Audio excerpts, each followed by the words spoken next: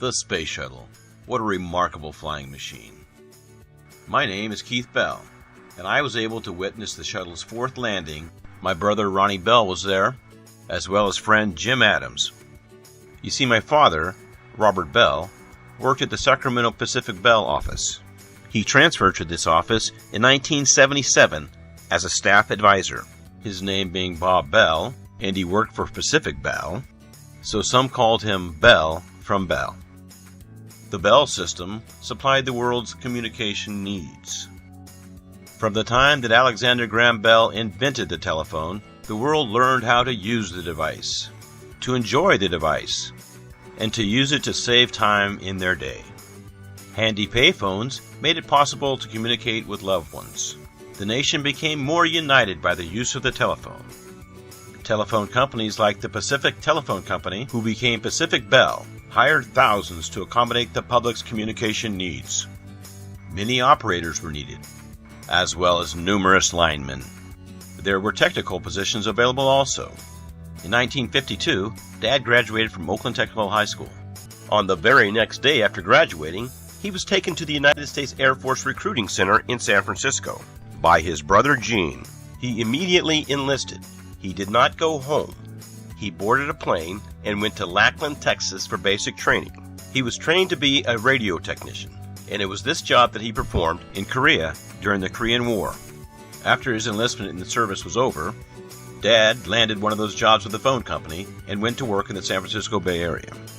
Albany, Berkeley, Oakland, and San Francisco, where he worked on Pacific Bell's newest technologies. He started as a switchman for the company, making sure that the hundreds and thousands of switches were working properly, then became an instructor teaching the company's newest technologies. The company was a perfect fit for Dad, not because his last name, by coincidence, was Bell. It was because he had a tremendous amount of experience in the communications field.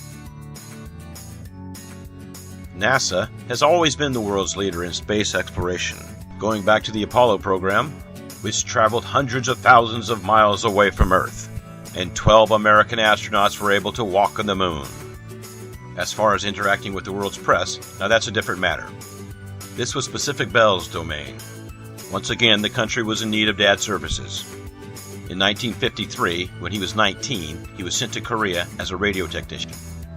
But now at age 47, with 25 years of experience at Pacific Bell, he was needed again as a liaison between NASA and the world's press. The world's press was clamoring for information on the initial Space Shuttle landings, so NASA contracted Pacific Bell for help in getting the news of the Space Shuttle landings out to the world. When NASA says, okay, we're going to do the shuttle and we need hundreds of circuits, they contacted my group, which they said, okay, Bob, you get this, you get all this lined up. We had about 900 circuits. On April 12th, 1981, at Cape Canaveral, Florida, the Space Shuttle Columbia mission STS-1 was rocket launched for the very first time. He was given a press vehicle permit for the event. The permit had the warning that it was for authorized people only. Dad was also given the official STS-1 press kit. The telephone facts about the Space Shuttle landing. 200 Pacific Telephone men and women were working on the project, and they did their job in a professional manner in far less time than was expected. This was to be the first orbital spaceflight of NASA's Space Shuttle program. The astronauts chosen on this maiden flight of the world's first reusable space vehicle were Commander John Young. Young walked on the moon as commander of Apollo 16 in 1972, and pilot Bob Crippen. The Columbia was in flight for 54 and a half hours, orbiting the Earth 37 times. 2, 1, touchdown. That was good. And when it landed at Edwards Air Force Base in California, Pacific Bell took charge and assumed its role as the world's communicator. We set up 2 trailers. We're professionals, so it's not like you're taking a rookie kid and saying, go do this. I've been working with this stuff, teaching it for years. And the crew I had, I've taught. The people that knew what they were doing. Everything worked good. Pacific Bell's temporary towers broadcasted signals for the world. To the world means, in this press thing here, we had people from all over the world. And they all subscribed to the telephone company for individual lines. And I had set up portable analog to digital equipment. That was my responsibility. The networks were now able to get their information out to the public. CBS, NBC, Air America, you name it. ABC was another media outlet that Dad worked with. They asked him if he wanted to check out one of their cameras. They said, "You want to come over here and see what we're doing?" "Yeah, I'll see what you're doing." I wasn't shooting the shuttle. I was just seeing how that, once we got it all hooked up, how we could get that out to the world. As newscasters from all over broadcast the news that the Space Shuttle Columbia had just completed its 2-day mission. Before landing at Edwards Air Force Base in California, touching down on April 14, 1981. And with the help of Pac Bell and my father, the world's public was informed about this momentous event. And by the looks of this letter, Dad's part in Pac Bell's participation made it a successful endeavor. He was thanked for his efforts. My space shuttle experience happened at the STS-4 landing a little more than a year later on July 4, 1982. The shuttle's 4th landing. Dad was given the opportunity to let his family witness this historic event. This is such a monumental thing. If you'd like to have your kids come down. Sure. Hell yeah. The astronauts for this mission were Commander Ken Mattingly and pilot Henry Hartsfield. Palmdale, California is where Dad stayed while he was working on the Space Shuttle program. The city is 36 miles from NASA's Dryden Flight Research Center at Edwards Air Force Base in Southern California. The day before the STS-4 mission, he drove up to Bakersfield. My brother, friend, and myself had taken the train from the San Francisco Bay Area. Dad picked us up and brought us back to his hotel in Palmdale and left early to get to Edwards Air Force Base.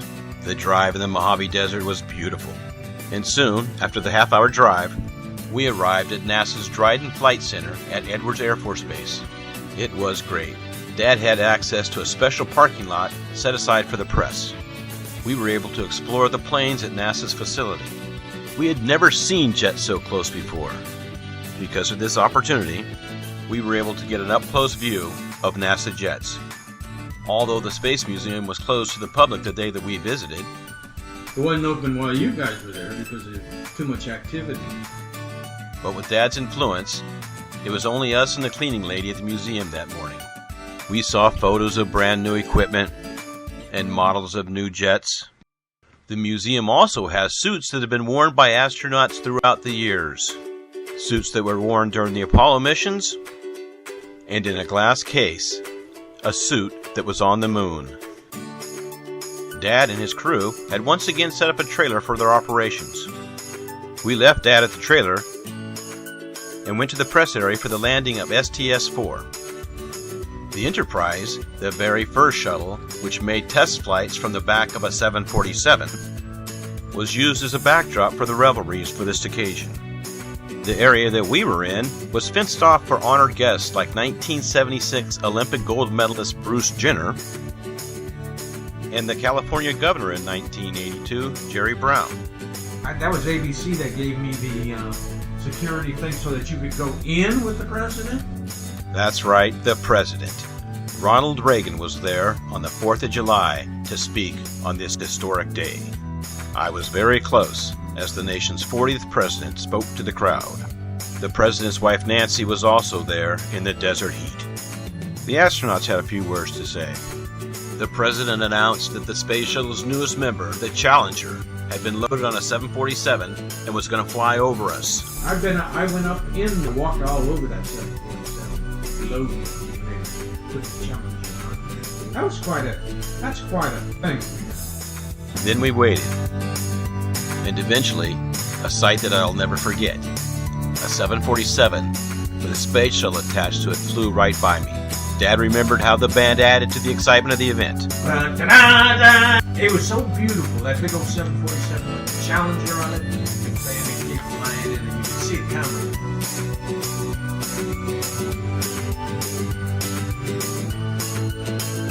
NASA was able to get out to the world the news about the Space Shuttle's first landings.